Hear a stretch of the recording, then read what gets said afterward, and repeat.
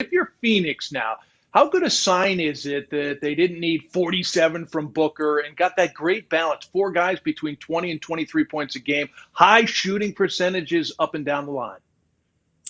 Look, I'm actually right outside the Utah Jazz's arena for their game against the Clippers, and when I think about the Jazz, I think about a team that plays as a team, and that's kind of what the Phoenix Suns have done. Everybody thinks about Devin Booker, everybody thinks about Chris Paul, and now DeAndre Ayton has entered the conversation. But what has impressed me so much about the Phoenix Suns is that they spread the ball around too.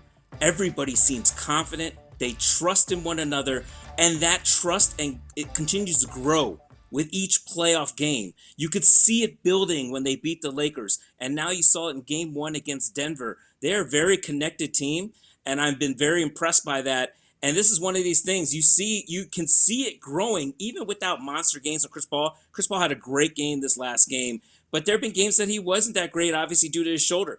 Devin Booker had a monster game in finishing off the Lakers, but he hadn't had to have 40, 50-point games throughout that series to beat the Lakers. The Suns are proving that they are a lot more than just their stars. Yeah, oh man, with every game, quarter, possession that we see Chris Paul on the floor, that intrinsic value is showing more and more. How does he tie everything together for this young and talented group?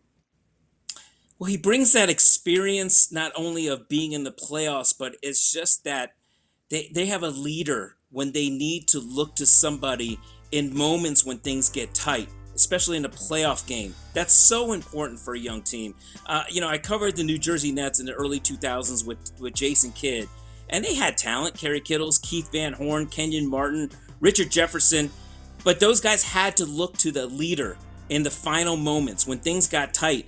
And even though Jason Kidd wasn't a scoring point guard, he was a guy that got things done. He led by example, and even when they needed a big basket, he got it for them. Chris Paul is that guy for them. Chris Paul will get you a big bucket when they need it, but more than anything else, he's just a calming influence on these young guys to kind of know that, hey, I'm going to take you to the next step. When you need me, I'm going to be there. And listen, for the Denver Nuggets, as this series goes on, if Chris Paul gets stronger and stronger, it's not a good sign for them. Absolutely. Hey, thank you, Ohm, for your insight on this series. Appreciate it. Thank you.